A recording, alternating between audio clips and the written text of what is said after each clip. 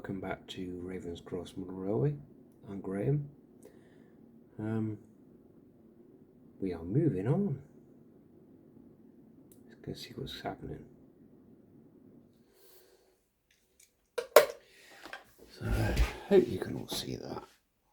Let's have a little look. Maybe like that. Right then. Okay, we are going to have a go at soldering this tiny weeny little piece of track. What I've done is I've cut the sleepers so I can slide them over just to give me a little bit more surface area, and the idea is if I can get it small enough I'll be able to slide the sleeper back. So let's have a go then. Let's have a go. Little tiny little bits using red and black. On double O I used green and white for my DCC bus, and I used blue for the feedback. This one I'm going a little bit more of the traditional, and just clean the iron up, tin the iron, tin the wire,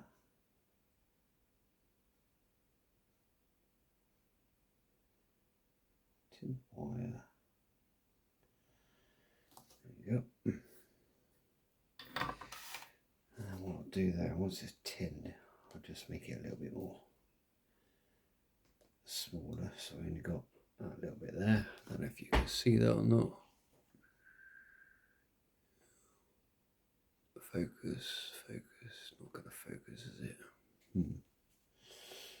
That's a shame. Right, so I tend to use this is a lead-free fluxed core solder. Basically means it has flux in it. But I did buy for this application some flux paste. What you could take into consideration is double O gauge. The actual track itself is a lot thicker, so you have to take in consideration the fact that the heat dispersion on a double O rail, because it's thicker, is going to be a lot slower than it is on this N gauge nickel, which is very, very thin. Equally, this nickel, so it heats up fast. So you have to kind of work on that as well. Right. Once I figure out how to get into this, so just bear with me.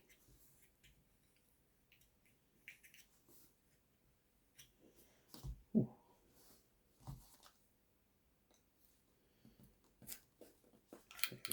There we go. God, it stinks.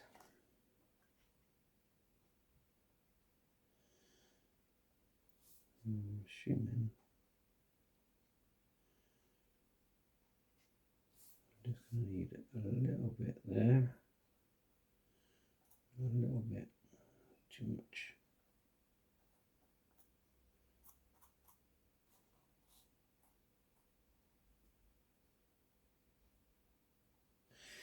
That'll do. So we get one. So first thing I'm going to do is let's put a bit of scrap cork down the table. I'd rather melt this than tablecloth. So again, just tin the end of the iron, put it down, and then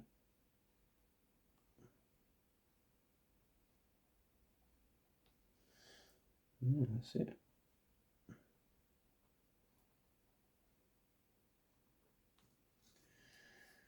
And I've done what I this is what I've done on I've melted the sleepers. That's what I was trying to avoid doing. Yeah, kind of inevitable. We can disguise that. I haven't got any wire on it yet. I've melted it. Let me turn the heat down to 300. No particular order, just doop. Yep. And then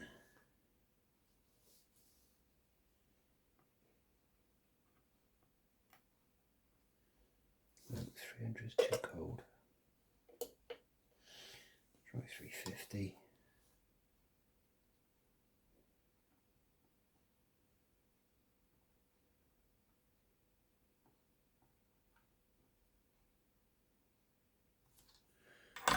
Yeah. Okay. Not the prettiest. Oh, it came off. Okay, that's fine. That's fine.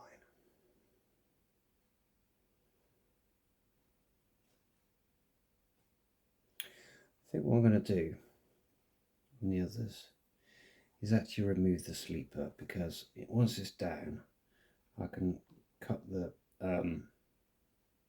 if it's not melted like that one, I can, here's one I haven't melted, cut the chairs off it and then slide it underneath and kind of get it into position, and then when it's all balanced and everything, you won't be able to see it. So, but that wasn't too bad. That wasn't too bad at all, and I haven't destroyed it completely. It still looks pretty good. I've brought them so they go into the middle like that, so I can drill one hole and they'll both fit down, and then it sits into the baseboard and you won't see it, especially when it's all ballast and everything like that. I think it'll hide it better. What I used to do is I used to solder them with double O, solder onto the side and have a little hole either side for them to drop down. All well and good, but this is a lot smaller. And I'll only do that worst case. Worst case. I think the flux out. So that is that one done. Now I've got all this to do.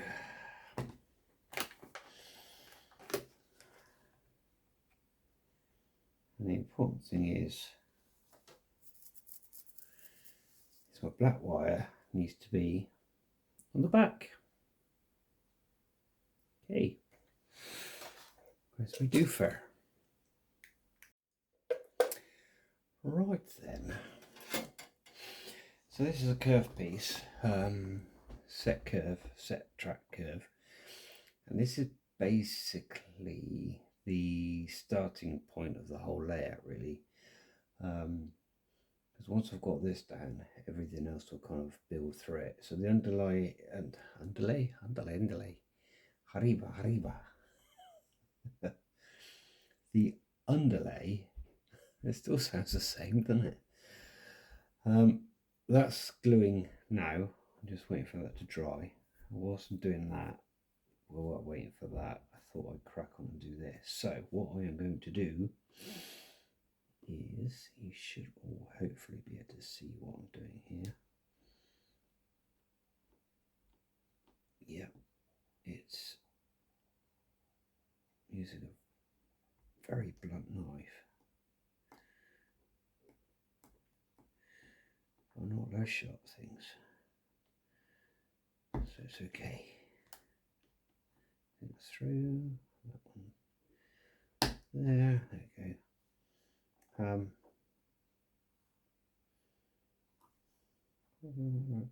Yeah, because there is already a natural gap. They put a gap in anyway. And what I'm going to do is I'm actually going to remove that sleeper altogether, and can see plenty of room to solder. Now, back to the back, black to the bag.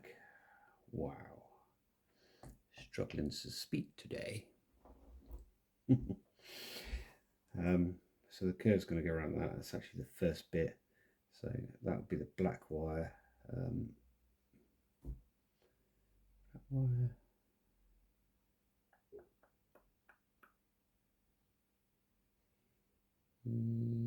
Yes, yeah, black wire, and then that's the red wire. And that has to follow all the way around, otherwise it gets very confusing. And when you start getting it all mixed up, it doesn't work very well, it doesn't like it. So a little bit of flux, not too much. Not too much. Perfect. I don't know how this stuff works, but anyway. Let's just tin this a minute and then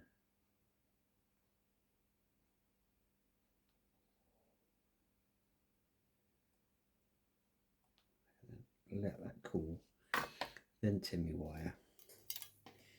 That's a better way of doing it. Now I've been soldering for, well, since I was old enough to be able to hold a soldering iron in my hand.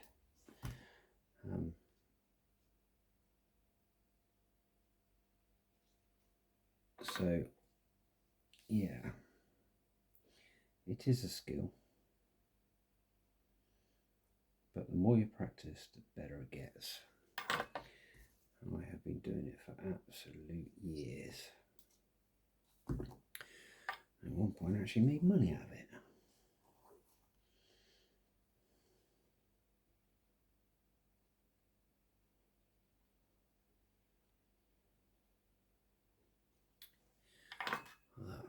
The only thing that I find limits me now is my eyesight.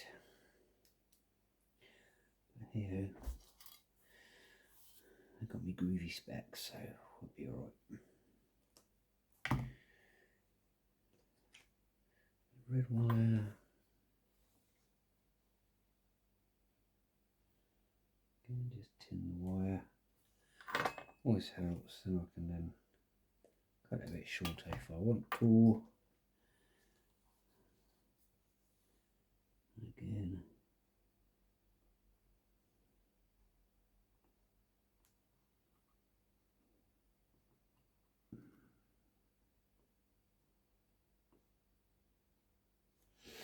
There we go.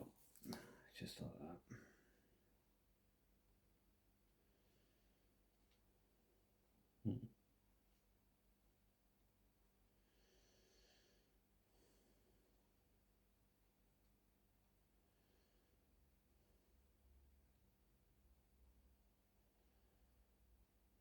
Yeah. So that's that one done. I'm going to leave them long-ish, like that. And then I can shorten them down once they're under the baseboard. So that's that curve. And this is where it goes. Yeah, that one. Yeah, that one.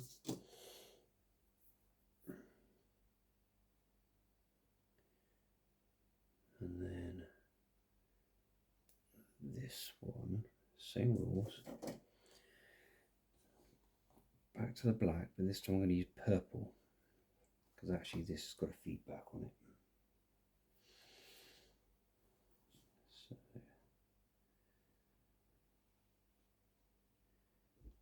I'm just going to try something else a minute. One.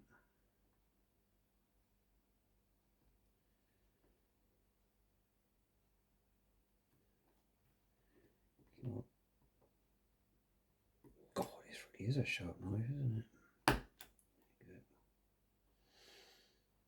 Good.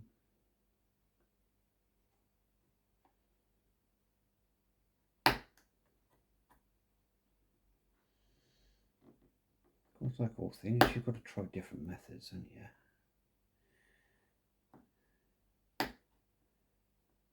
different ways of doing it. Oh, nice sharp. Huh? I'll go back to that original idea, but it may not work.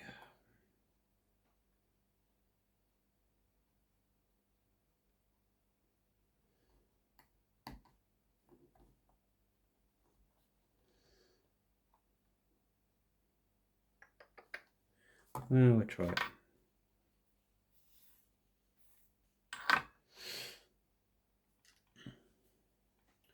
Oh, probably my glasses and the gooey stuff. Hey, okay.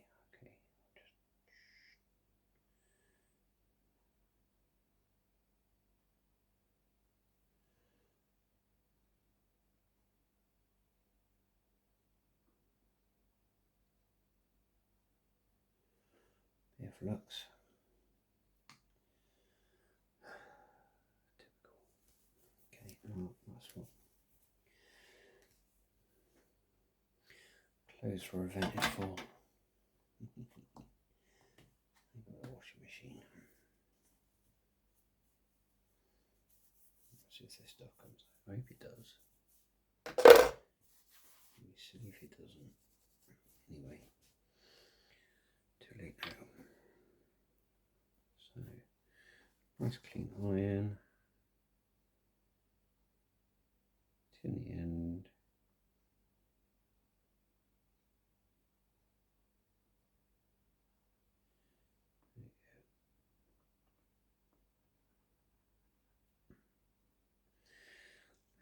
Cool. I think that's going to work as well. We'll see.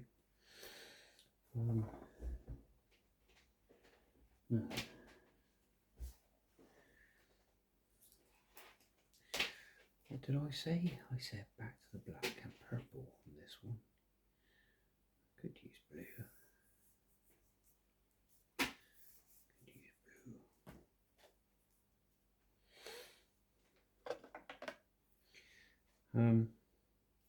So what I'm actually using is I think it's an 8-stranded telecoms cable, which you can literally buy almost anywhere. I think I bought a reel of like a 50-meter reel years and years ago, and I've probably got what 15 meters left. Probably enough to do this layout. But it's really good. Now, the important thing is when you're doing dropper wires, you're doing it to feed individual tracks, yes, but what you're also doing is you're also supplying the current going around from the track as well. So actually this cable will pull easy 5 amps, very easy, because that's what it's designed for. Sorry, it's not telecoms, it's alarm cable.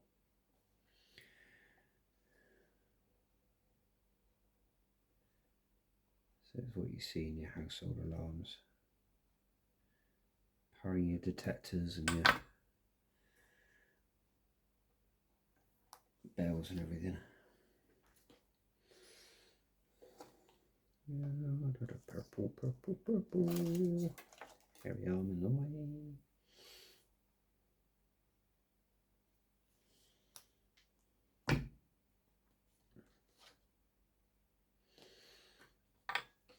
Now, to be honest with you, I didn't think that first practice piece was going to go as well as I thought it was. I thought it was going to be a bit of a disaster.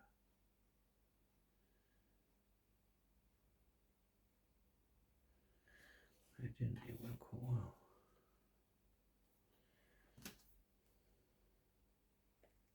I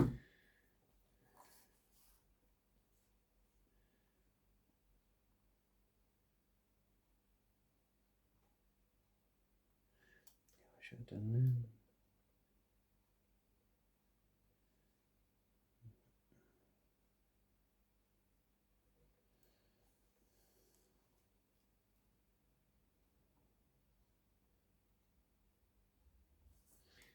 my fingers are in the way there. So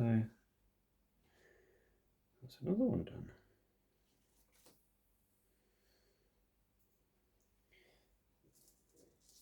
This one will actually fit like this. So as I was saying before, at the moment I've got black there and black there and a rail connector there. So in actual fact, if the power's coming up there, it's powering the whole rail. Well, you've got power going to there, which means the resistance is even less, which means you get more of a current flow, which is even better.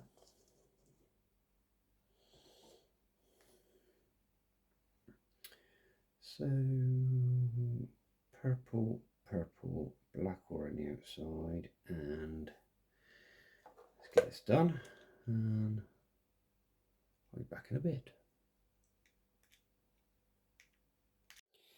So we have it. There's me two black and purple, so the middle, which are for my feedback sensor, and then power either there. So that was easy. Right, let's try something more difficult. Oh, now we're getting brave. Now we're getting brave. So, let me show you something first of all. 2 points. They're both medium. I'm just going to zoom in a little bit. Zoom out. That zoom in. There we go. No, you can't see nothing. There we go.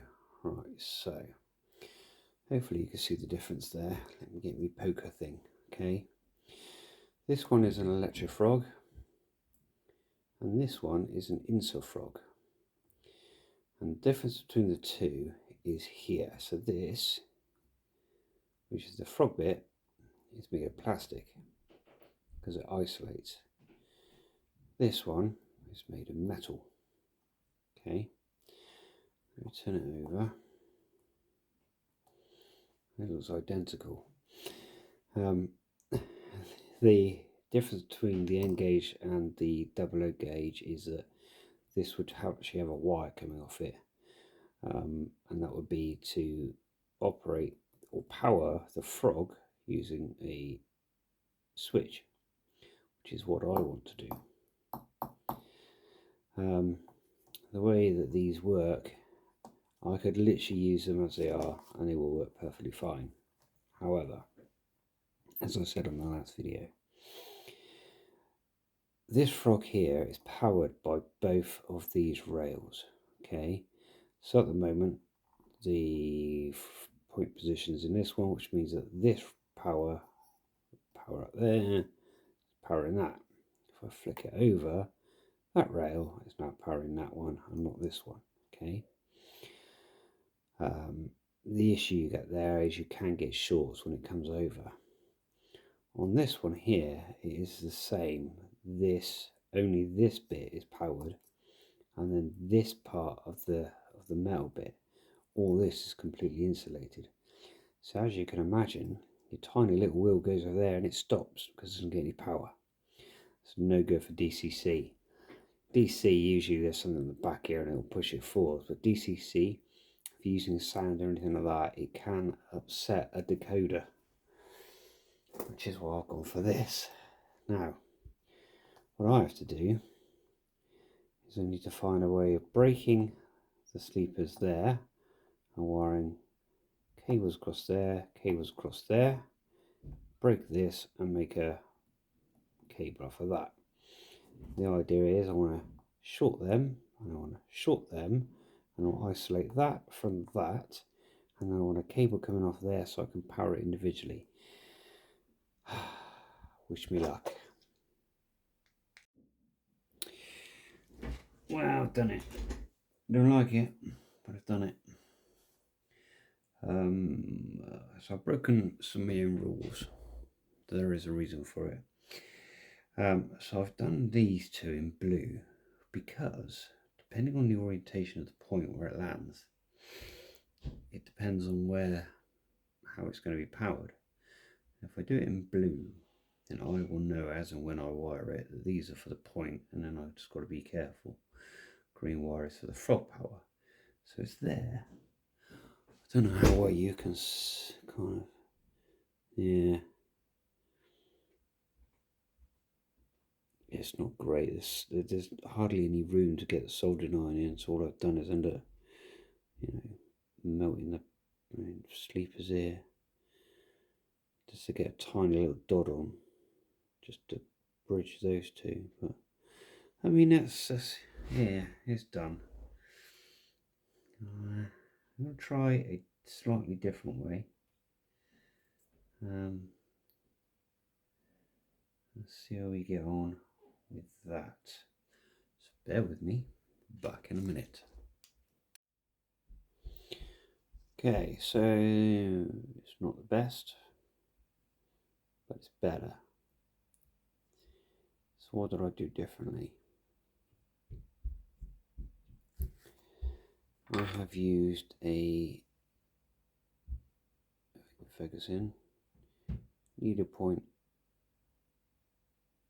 tip on the end of the iron and lots of heat.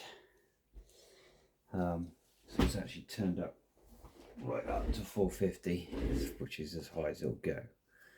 No, it's not, sorry. No, it's not. It's on 350. So it's how, okay, that's fine. That's good. 350. Okay. So it's still hot, but it seems to be a bit neater. And no flux. Thought it was a good idea. I think all the flux is doing is just transferring heat straight to the plastic. So flux didn't work. There's enough flux in the solder to do the job. So yeah, so I've got 3 workable points. I mean, from the front, again, once they're all kind of modelled in with, ballast and paint and grime and all that sort of stuff, you ain't gonna tell. It'll all be kind of blended in. The points themselves are still perfectly operable. There's no damage there. It's just if you look really closely, you will see that the sleeper's a little distorted, but not massively. To be fair, if you can look that closely, you probably notice that the mouldings don't look very realistic at all. So best not to look, which is fine, because I just have to take my glasses off and I can't see nothing anyway. Hey, right, well, let's crack on with a bit more then. Okay, so just concluding this video really, this bit of track, it has been laid. It's in. It's mounted down. Now, obviously you can see where I've put the droppers. I'm not trying to make it too obvious to you guys, but it's there. And like I said, we can disguise that with a bit of modelling later on.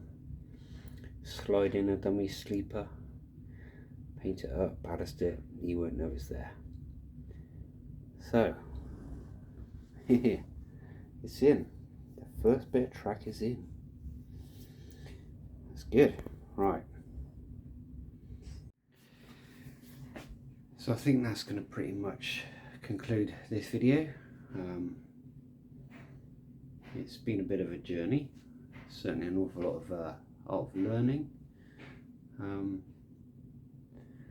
Yeah, wait for the next bit.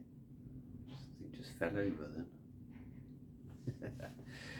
Yeah, so yeah, we'll do a bit more in the next video. Maybe how I'm going to do the lighting, because it's very dark in this corner, so I do need to do something with the lighting. or maybe, I don't know, maybe putting down one of the points ready for the point motor. Set that up, put the little hole in. Lots to do. Lots to do. Anyway, till the next time, please like, please subscribe. I'll see you again soon. Bye for now.